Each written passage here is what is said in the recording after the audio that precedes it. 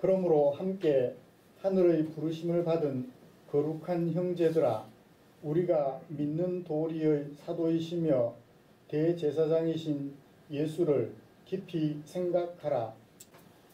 사람들은 지구가 태양을 중심으로 한 바퀴 공전하는 것을 기준으로 1년이라 하는 이름을 붙였습니다. 그리고 1월 1일을 새해가 시작된다고 하며 서로들 인사를 나누고 있습니다. 2012년 12월 31일이나 2013년 1월 1일이나 동일한 날임에도 말입니다. 아무튼 새로운 공전이 시작되는 즈음에 저도 여러분들과 인사를 나누고 싶습니다. 새해에도 변함없는 하나님의 은혜가 저와 여러분들의 가정, 그리고 우리가 함께 마음 모아 섬기는 이 교회 위에 충만하시기를 간절히 소원합니다. 새해를 시작하면서 첫 주일 예배를 드리는 저와 여러분들을 위해서 하나님께서는 히브리서 3장 1절부터 19절까지 말씀을 주셨습니다. 저는 이 본문을 가지고 믿음으로 들어가는 안식이라는 제목으로 설교하고자 합니다. 우리가 함께 읽은 이 히브리서는 말 그대로, 책 제목 그대로 편지입니다.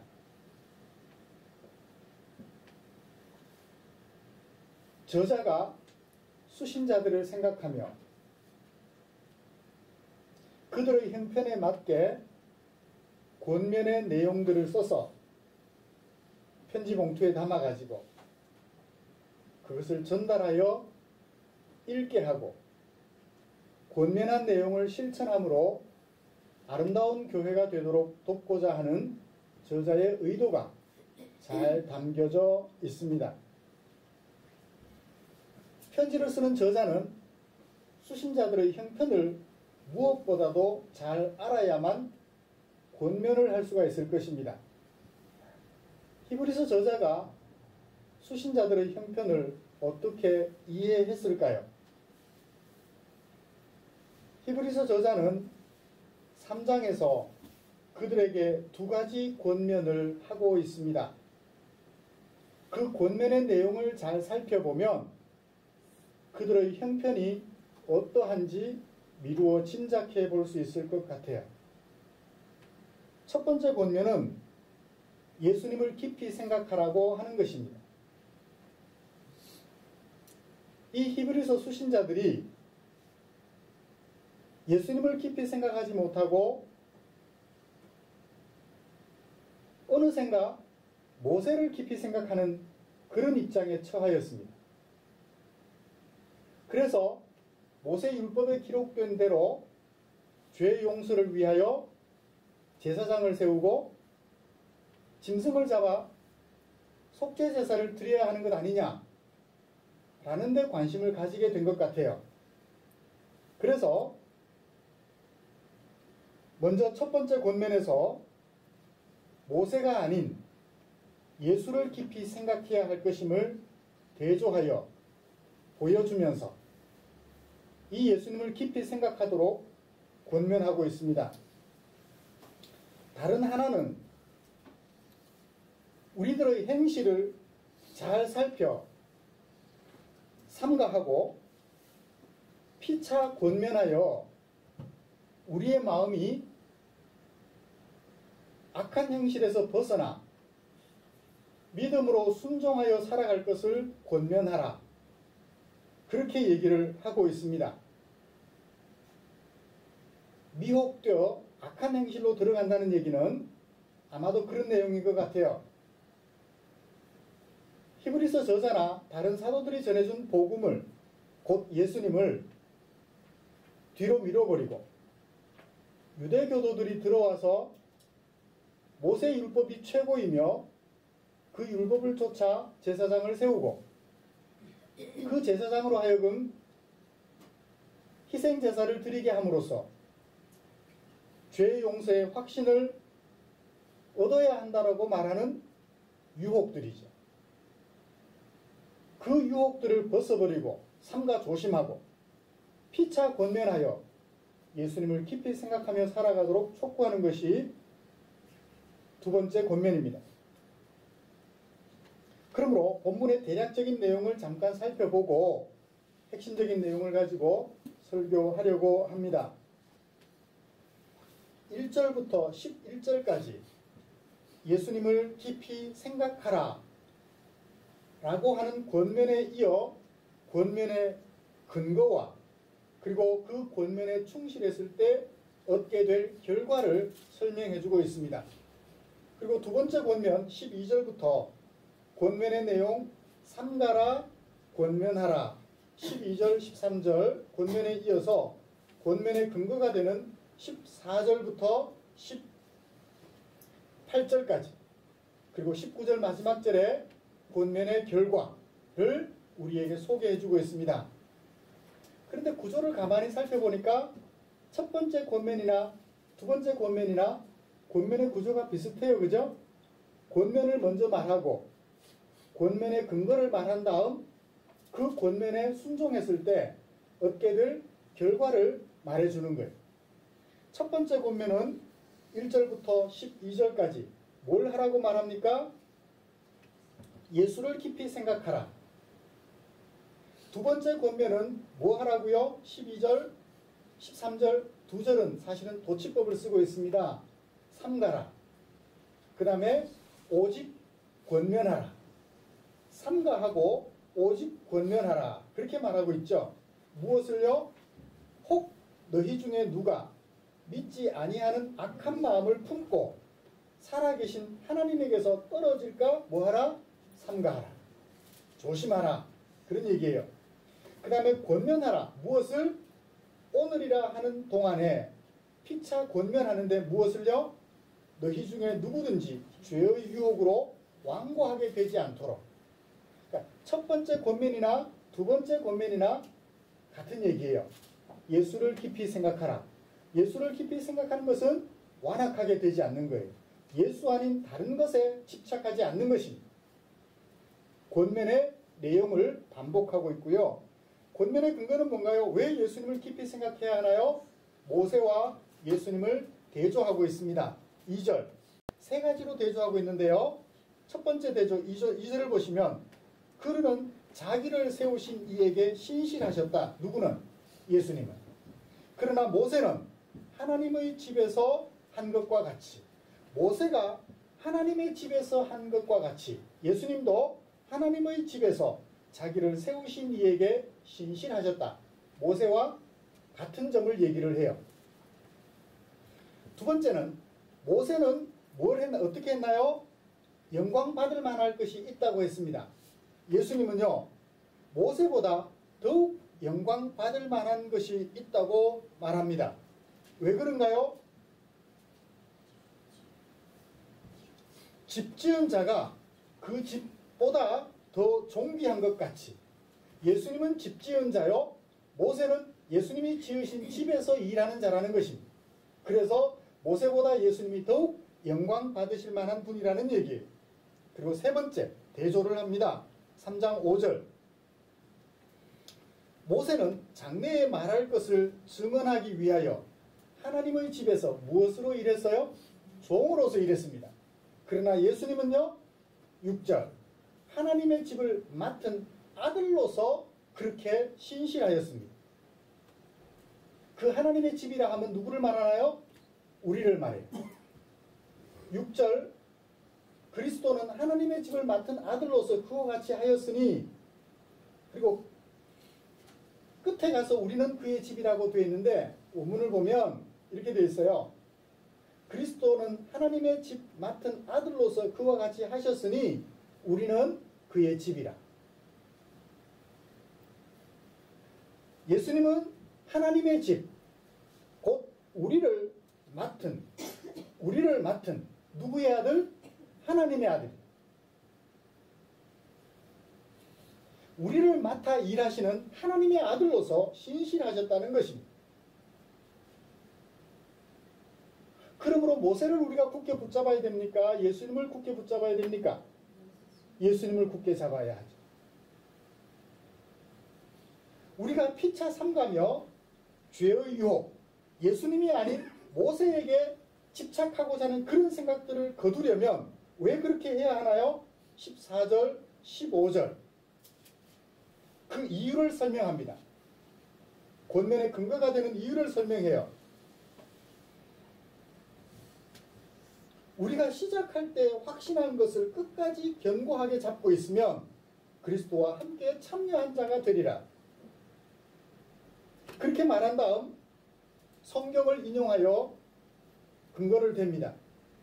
오늘 너희가 그의 음성을 듣거든 경노하시게 하던 것 같이 너희 마음을 완고하게 하지 말라. 성경의 근거를 들었어요. 그리고 실제 예로 근거를 댑니다.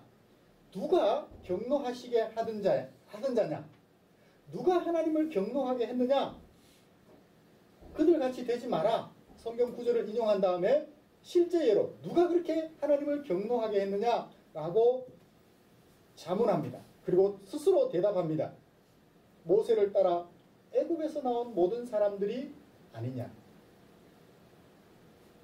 그들이 하나님께 온전히 순종하지 못함으로 죄의 유혹에 빠져 완악해짐으로써 어떻게 됐나요?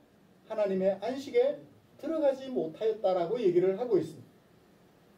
그러면 이렇게 피차 권하고 우리의 마음이 예수님이 아닌 다른 어떤 존재에게로 집착하지 않으면 그 결과는 어떻게 되나요? 그 결과는 어떻게 되죠? 19절 그들이 믿지 아니함으로 능히 안식에 들어가지 못하였다고 한다면 거꾸로 믿었다면요. 안식에 들어갔을 것이라는 거죠. 안식에 들어갔을 것이다. 그 다음에 첫 번째 고면에서 결론은 뭔가요? 예수님에게 집중하면 7절부터 11절까지 시편 95편 7절부터 11절까지 인용을 하면서 결론은 뭔가요? 하나님께 순종하여 예수님을 깊이 생각하면 11절 내 안식에 들어오지 못하리라가 아니라 내 안식에 들어오리라. 예수님을 깊이 생각하지 못하면 안식에 들어가지 못하지만 예수님을 깊이 생각하면 안식에 들어가게 된다라는 것입니다. 결국 두 가지 권면은 동일한 권면을 하고 있어요. 예수님을 깊이 생각하고 예수님이 아닌 다른 것에 집중하지 않도록 삼가고 피차 그렇게 되도록 권면하고. 왜 그렇게 해야 되느냐? 예수님 아닌 다른 어떤 존재도 우리로 하여금 안식을 얻게 하는 존재가 될 수 없기 때문에. 그러면 그 예수님을 깊이 생각하면 어떻게 되느냐? 안식에 들어가게 된다라고 하는 것을 두 번 반복하여 우리에게 히브리서 수신자들에게 권면하여 주고 있는 것을 우리는 보게 됩니다. 이런 내용을 가지고 오늘 말씀을 같이 살펴보려고 합니다. 오늘 핵심적인 권면은 결국 안식에 들어가자는 거예요. 그렇죠? 예수님을 깊이 생각해서 안식에 들어가자 하는 것입니다. 여러분, 안식에 들어간다는 것이 어떤 말일까요? 들어간다. 안식이 집인가요? 들어가게. 여기 들어간다라는 말은 어떤 의미를 가지고 있을까요? 뭘 말하는, 수사적으로 표현해 본다면 어떤 수사법일까요? 은유법인 것 같아요. 다른 것을 드러내 보여주려고 들어간다. 여기서 저기 어떤 건물 안으로 들어가는 것처럼 어떤 상태로 진입하는 것처럼 그렇게 우리에게 소개를 해주고 있어요. 무엇을 표현하기 위하여 들어간다라는 비유를 사용하였을까요?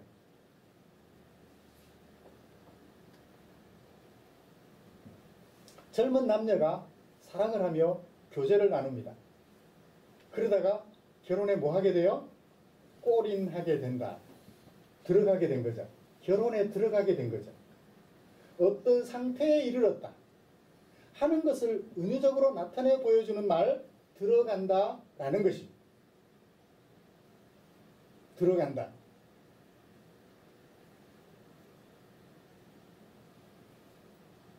법적으로 결혼하였지만 둘이 행복하게 살지를 못해요. 그러면 들어가 있지만 삐그덕거리다가 어떻게 돼요? 다투게 돼요. 그러면 들어가 있는 게 몸은 들어가 있으나 마음은 안 들어가 있죠. 서로 나뉘어져 있는 거예요. 들어간다는 말은 바로 이런 것입니다. 어떤 법적인 관계와 더불어서 실질적으로 함께 공유하여 그것을 누리는 것. 그것을 나타내 보여주는 비유적 표현, 들어간다라고 하는 것이죠. 그러면 우리가 어디에 들어가요? 안식에 들어가요. 안식이란 뭘까요? 누구 이름인가요? 안식이란 뭘까요? 제 고향 후배 중에 이름이 근식이가 있어요. 근식이 형님이 안식인가요? 안식이 뭘까요? 일하지 않고 노는 것이 안식인가요? 그러면 연세 많은 어른이 되면 되네. 한 100세쯤 되면 누구도 일 안 시킬 거 아니에요. 그럼 안식하는 거예요? 여러분 차라리 일하지 않고 일하지 않은 상태로 늙은 상태로 있는 것보다 차라리 일하고 젊은 상태로 있는 게 낫겠죠? 맞죠? 권사님 그렇죠? 차라리 일 죽을 정도로 해도 좋으니까 젊은 상태로 있었으면 좋겠다고. 일하지 않고 늙은 상태로 있으면 뭐가 좋은가요? 여러분 이 안식한다라는 말은 일하지 않는다는 얘기는 아닐 거예요.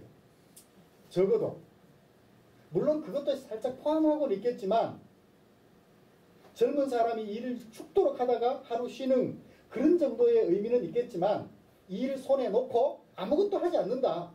그걸 안식이라고 말하지 않을 것 같아요. 여러분 일하던 사람이 직장에서 퇴직당해가지고 일하지 않고 집에 있으면 그건 고통이에요? 행복이에요? 말해보세요. 고통이에요? 행복이에요? 고통이에요. 그건 안식이 아니에요. 그런데 오늘 히브리서 저자는 두 번에 걸쳐서 우리 어디 들어가자고 했어요? 안식에 들어가자고 했어요. 안식이 만약에 일하지 않고 쉬는 것이라면, 노는 것이라면 그 안식에 들어가는 것이 고통인데 왜 들어가요?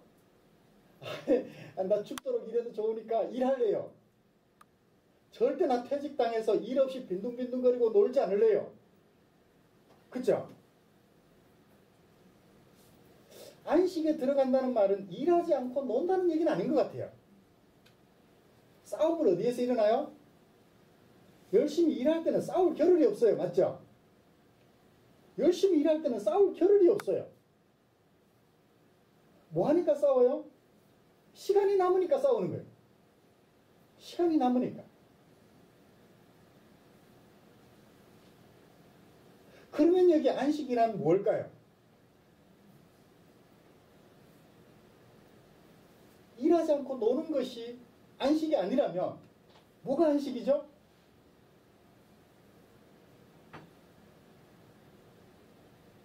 여러분 한번 생각해 보세요. 굉장히 중요한 얘기입니다. 창세기 1장에 하나님이 세상 모든 피조물들을 다 만드신 다음에 뭐 하셨다? 안식하셨다. 안식하셨다. 그 단어를 그대로 히브리서 저자가 우리에게 가져와서 안식에 들어가자라고 얘기를 해요. 하나님이 만들어 놓은 그 안식에 우리가 들어가자는 거예요.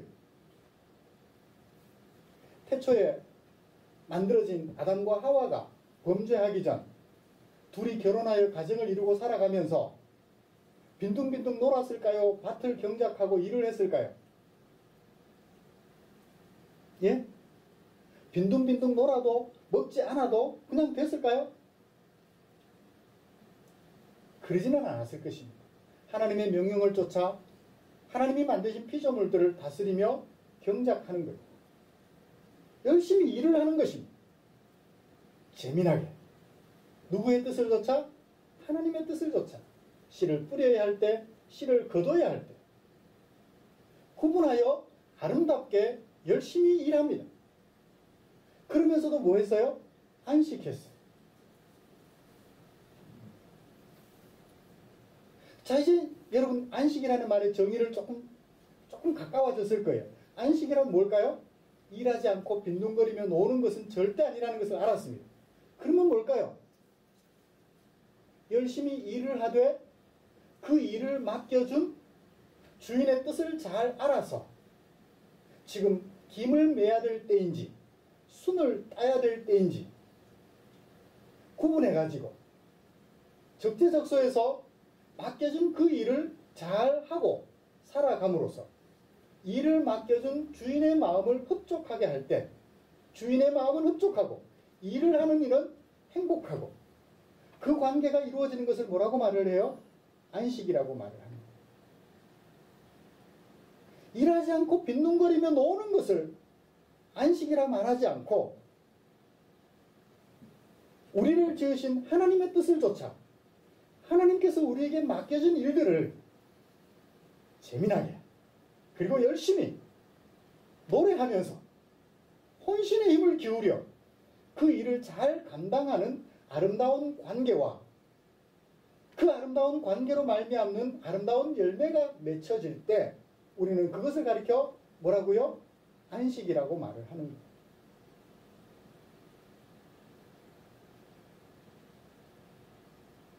연세 동안은 여러분들 어디서 안식을 누리셨나요? 직장에서. 뭐 하면서? 일하면서. 아마 사기치고 거짓으로 서류를 꾸미며 그렇게 했다면 마음이 불안해서 안식이 없었을 거예요. 하나님의 뜻을 쫓아 정직하고 성실하게 일하셨다면 일하면서 여러분들 행복하셨을 거예요. 하나님께서 내게 이 일을 맡겨주셨다. 사명감을 가지고 그 일을 하나님의 뜻을 쫓아 신실하게 감당하셨다면 여세 동안 여러분들은 직장에서 하지 못할 일을 한 것이 아니라 하나님이 맡겨주신 일을 잘 감당하셨으므로 직장 속에서 안식하셨을 거예요. 그리고 주일날에는 예배당에 모여서 우리를 불러주시고 우리를 자녀 삼아주신 하나님의 은혜가 감사하여 육체적으로 쉬면서 열심히 일하는 사람이 하루 휴식하는 것은 안식일 수 있을 거예요. 예배당에 함께 모여서 우리를 자녀 삼아주신 그 하나님이 감사하여 하나님 앞에 예배드리는 하나님과 아름다운 관계를 생각하면서 안식하는 일주일 내내 7일 동안은 어디서 여러분들 안식하셨나요? 가정에서. 여세 동안은 낮 시간은 직장에서 저녁 시간은 가정에서 주일날은 낮 시간에는 교회에서 예배당에서 저녁 시간은 가정에서 일주일 내내 가정 속에서 여러분들은 하나님의 뜻 가운데서 살아오셨다면 안식하셨을 거예요. 근데 하나님의 뜻을 쫓아 살지 못하고 아담과 하와가 그랬던 것처럼 당신 때문에 우리 집안이 안 돼. 책임 전가하고 그렇게 살아간다면 가정에서 안식이 없었을 거예요. 사랑하는 성도 여러분, 이쯤에서 우리 정의를 내려봅시다. 안식이란 뭔가요? 일하지 않고 노는 것도 아니며 예배당에 모여서 예배 드리는 것만도 아니며 뭐라고요? 하나님과 우리를 백성 삼아주신 그 하나님의 은혜를 감사하는 사람들이 하나님과 아름다운 자녀와 아버지의 관계, 왕과 백성의 관계, 목자와 양의 관계, 종과 주인의 관계, 아름다운 관계를 맺으며 그 관계에 걸맞게 주인에게, 왕에게, 아버지에게 복종하여 그 뜻을 세상 속에서 잘 구현하며 살아가는 것, 그것이 바로 안식임을 우리가 알 수 있겠습니다. 사랑하는 성도 여러분, 일주일 중에 주일 하루만이 아니라 일주일 내내, 아니 우리에게 주어진 평생토록 예수님을 알고 난 이후부터 그 후부터 영원한 때까지 이 안식에 들어가서 살아가는 저와 여러분들 되시기를 주님의 이름으로 축원합니다. 이 안식에 들어갔으면 좋겠어요. 죽어서 천당 간다는 얘기 하지 마십시오. 그러면 예수님께서 우리에게 오셔서 허락하여 주신 이 안식 너무 축소되고 왜곡되어 버려요.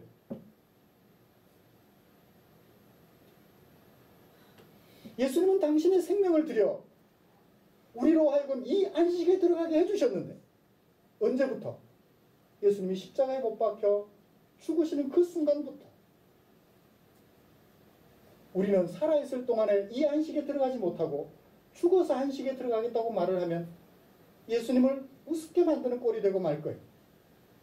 예수님을 믿는 그 순간부터 우리는 하나님과 아름다운 관계, 아버지와 아들의 관계, 왕과 백성의 관계, 주인과 종의 관계, 목자와 양의 관계가 되었은지 이 아름다운 관계를 바탕으로 우리를 자녀 삼아주신 주님께 순종하여 직장에서, 가정에서, 교회에서 아름다운 열매를 맺어 살아간다면 우리로 안식에 들어가게 하신 예수님의 마음을 흡족하게 할 수 있을 것 같아요. 제대로 안식을 누리지 못하는 우리들에게 히브리서 수신자들에게 히브리서 저자는 이렇게 안식을 누리라고 지금 1장부터 13장까지 긴 편지를 써서 그들에게 안식을 누리도록 촉구하고 권면하고 있는 거예요. 자, 그러면 어떻게 하면 이 안식에 들어갈까요? 3장 6절을 보세요. 그리스도는 하나님의 집을 맡은 아들로서 그와 같이 하셨으니 우리가 그의 집이래요. 우리가 하나님의 집입니다. 우리를 맡으신 이는 누구? 예수님이세요. 우리가 소망의 확신과 자랑, 사람을 의인화시켜서 표현하는 것 같아요. 누구를? 소망의 확신과 자랑, 예수님을 끝까지 굳게 붙잡으면 우리는 뭘 얻어요? 안식을 얻어요. 안식에 들어갈 수 있습니다. 안식을 누릴 수 있어요. 사랑하는 성도 여러분, 우리 예수님을 끝까지 굳게 잡자고요. 예수님 아닌 사람들이 와서 내가 예수라고 말을 할 때 거기에 넘어가지 말자고요. 오늘날에도 자칭 예수라고 말을 하는 사람들이 얼마나 많은지요. 이단들의 특징이 그러하지요. 이 예수님 외에 다른 어떤 존재에게 기웃거리지 않으면, 성경 속에 나타나는 그 어떤 존재에게 기웃거리지 않으면 바울이 우리의 신이다, 베드로가 우리의 신이다, 그래서 나는 바울파다, 아니야 아볼로가 우리의 신이야, 우리를 구원할 수 있어, 나는 아볼로파, 그렇게 당파도 짓지 마시고요. 우리 모두는 누구? 예수님께 속한 사람들이라는 사실을 잊지 말자고. 우리를 맡아서 우리를 하나님의 집으로 세워가실 이가 예수님이라는 사실을 한순간도 잊지 말자고요. 8절, 어떻게 하면 우리가 안식에 들어갈 수 있을까요? 광야에서 시험하던 날에 거역하던 것 같이. 언제를 떠올리며 이 글을 쓰고 있나요? 출애굽 시대. 이 히브리서 저자가 이 히브리서를 기록할 때로 보면 1500년 전 사건을 기억하여 교훈의 말씀을 전하고 있습니다. 1500년 전 이스라엘 백성들이 애굽에서 나와서 가나안 땅으로 들어갈 때 광야에서 시험하던 것 같이 너희 마음을 완고하게 하지 마라. 어떻게 했나요? 하나님, 목이 말라 죽게 됐어요. 그래서 그들이 하나님을 시험합니다.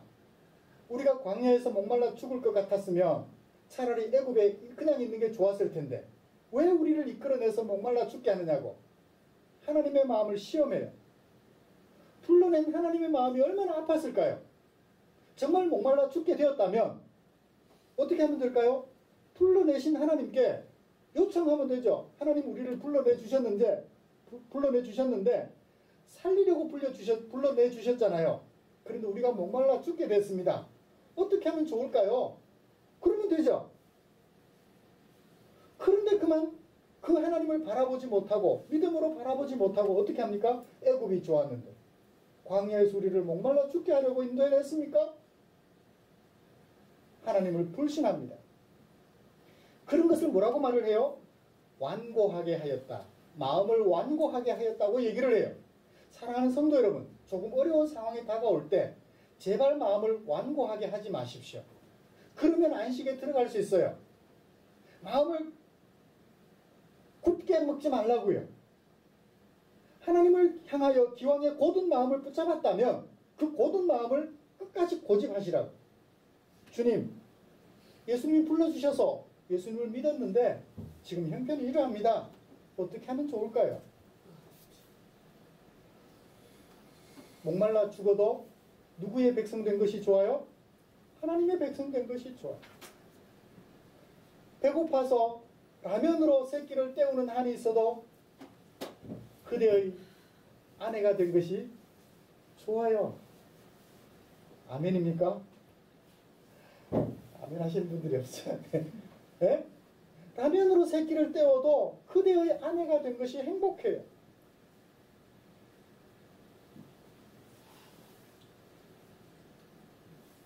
하나님 아버지, 내가 하루 두 끼만 먹어도 하나님의 백성이 되었다는 사실이 행복해요.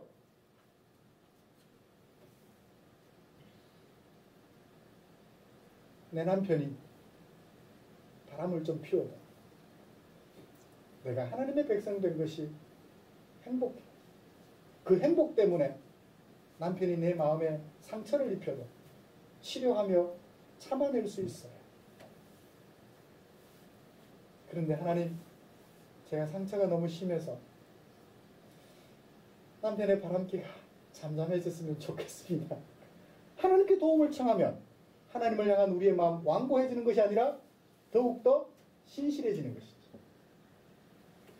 그 다음 10절, 네가 이 세대에게 노하여 이르기를 그들이 항상 마음이 미혹되어 내 길을 알지 못하는도다.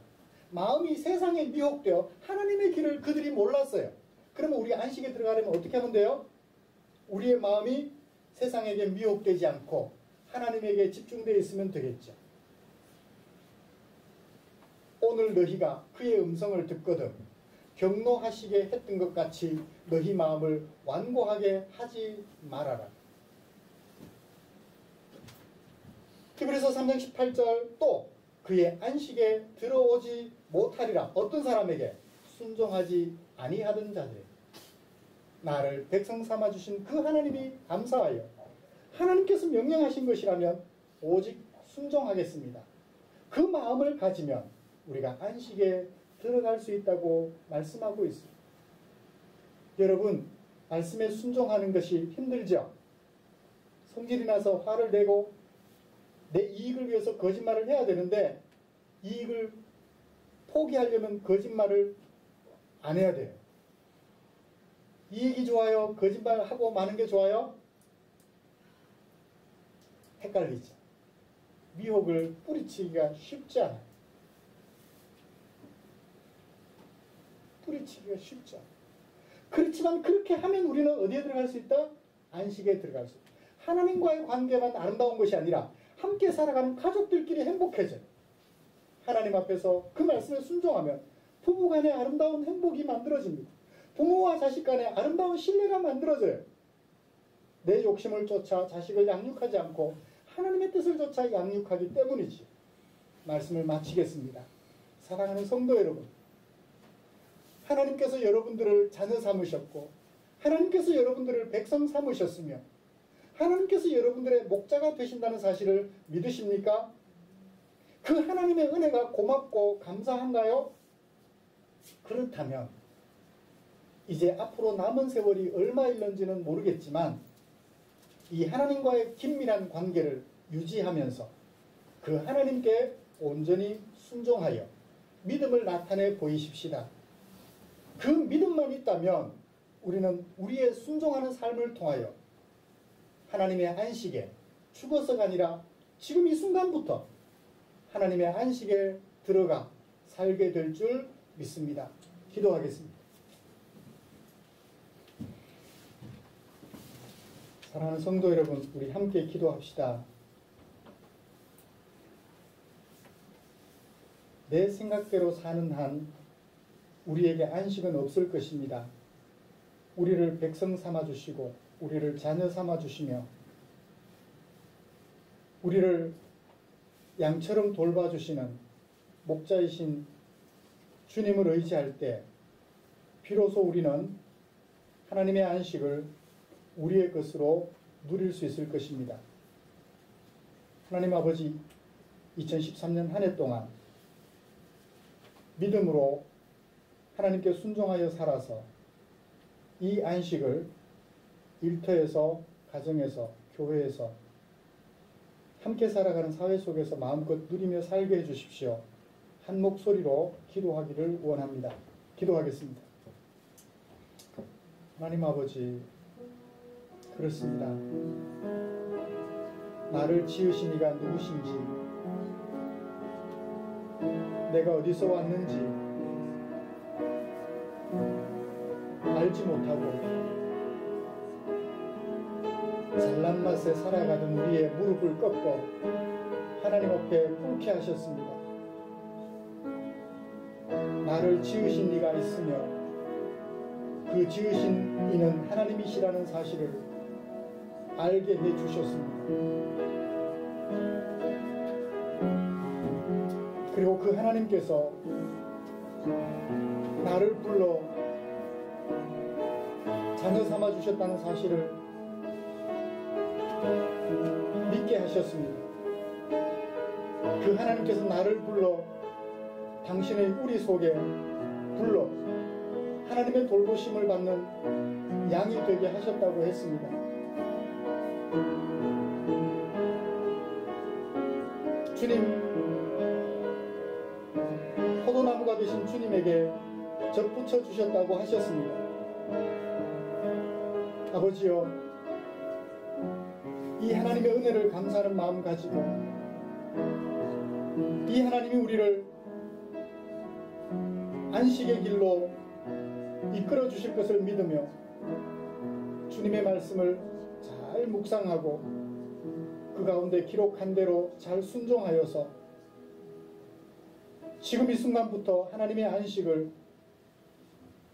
마음껏 누리며 그 안식에 들어가는,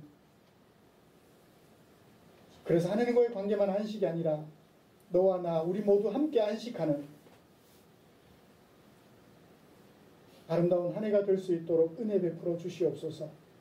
예수님의 이름으로 기도드리옵나이다. 아멘.